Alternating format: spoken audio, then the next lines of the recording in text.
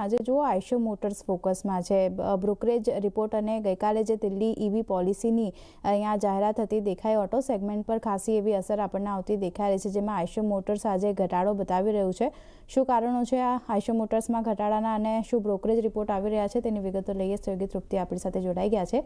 તૃપ્તિ, good afternoon. જણાવો, આઈશો મોટર્સમાં એક ઘટાડો આપણને આટલો મોટો આવતો દેખાયો છે, શું કારણો બની રહ્યા છે? તો આજે આપણે સવારથી જોઈ રહ્યા છીએ કે આઈશર મોટર્સમાં આપણને શાર્પ ડિક્લાઇન તરફ અહીંયા આપણને કારોબાર થતું જોવા મળી રહ્યું છે, જેનું મેઇન કારણ એ છે કે ઈવી પોલિસીને લઈને અહીંયા આપણને ખાસ કરીને આપણે જોઈ રહ્યા છીએ કે તેનું એક નેગેટિવ ઇમ્પેક્ટ જે છે અહીંયા આપણને આઈશર મોટર પર જોવા મળી રહ્યો છે। નિફ્ટીનો ટોપ લૂઝર અત્યારે આપણને આ જોવા મળી રહ્યો છે। ખાસ કરીને દિલ્હીમાં અહીંયા 1 એપ્રિલ 2028થી માત્ર ઇલેક્ટ્રિક ટુ વ્હીલરનું રજિસ્ટ્રેશન થશે તેવું અહીંયા પોલિસીમાં ડિક્લેર કરવામાં આવ્યું છે અને 1 જાન્યુઆરી 2028થી દિલ્હીમાં ICE ટુ વ્હીલર્સનું રજિસ્ટ્રેશન અહીંયા બંધ થઈ જશે અને ટુ વ્હીલર સેલ્સમાં દિલ્હીનો લગભગ 3% હિસ્સો ધરાવે છે અને આઈશર મોટર પર શું કામ તેની એક નેગેટિવ ઇમ્પેક્ટ પડશે, કારણ કે ઈવીમાં તેનો જે હિસ્સો જે છે તે 0% છે, જેને કારણે કરીને કહી શકાય કે દિલ્હીમાં ઈવી પોલિસીની રોયલ એનફિલ્ડના એટલે કે પેટ્રોલ મોડલ્સ છે તેનું વેચાણ સંપૂર્ણપણે આવનારા સમયમાં બંધ થઈ જશે, જેને કારણે કરીને એક નેગેટિવ ઇમ્પેક્ટ જોવા મળી શકે છે। અને એટલું જ નહીં, પ્રીમિયમ સેગમેન્ટમાં ઈવી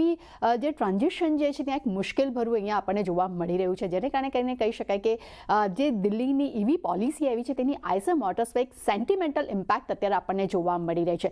ઓવરઓલ અગર જો આઈશર મોટરના પરફોર્મન્સની વાત કરશું તો ડેફિનેટલી FY26માં આપણને રેકોર્ડ આવક, એબિટા, નફો જોવા મળી રહ્યો છે, પરંતુ આજના દિવસની અગર જો આપણે વાત કરીએ છીએ તો દિલ્હીની ઈવી પોલિસીને એક નેગેટિવ ઇમ્પેક્ટ અહીંયા આપણને જોવા મળી રહી છે। બીજી તરફ અગર જો વાત કરશું તો આ પોલિસી પર અહીંયા નોમુરાનો એક રિપોર્ટ પણ આવ્યો છે, જેમાં તેમને ખાસ તેમનું કહેવું છે કે IGLને લઈને એક નેગેટિવ ઇમ્પેક્ટ આવનારા સમયમાં જોવા મળી શકે છે અને લોંગ ટર્મમાં CNG વોલ્યુમમાં પણ ઘટાડાની તેઓ ધારણા રાખી રહ્યા છે। એટલું જ નહીં, દિલ્હીમાં ઈવીને વધતી સંખ્યાને કારણે કરીને CNGની માંગમાં પણ ધીરે ધીરે ઘટાડો જોવા મળી શકે છે, પરંતુ ઓવરઓલ તેમનું એવું કહેવું છે કે મહાનગર ગેસ, ગુજરાત જેવી કંપનીઓ છે તેના પર ડાયરેક્ટ બહુ મોટી અસર નહીં પડે, પરંતુ ઓવરઓલ સૌથી વધુ ઇમ્પેક્ટ જે જોવા મળી શકે છે તે IGL પર જોવા મળી શકે છે। અને ઓવરઓલ સાથે તેમણે પણ કહ્યું છે કે સ્થાનિક અને ઇન્ડસ્ટ્રીયલ PNG હવે બનશે, ખાસ કરીને તે ગ્રોથ એક મુખ્ય ડ્રાઈવર બનતું આવનારા સમયમાં જોવા મળી શકે છે। એટલે ડેફિનેટલી એક તરફ આપણે બ્રોકરેજ રિપોર્ટ પણ જોઈ રહ્યા છે, જેમાં IGLને લઈને નેગેટિવ રિપોર્ટ છે અને આઈશર મોટરની વાત કરશું તો ડેફિનેટલી અહીંયા સેન્ટિમેન્ટ રીઝન છે અને 0% અહીંયા કહી શકાય કે ઈવી હિસ્સો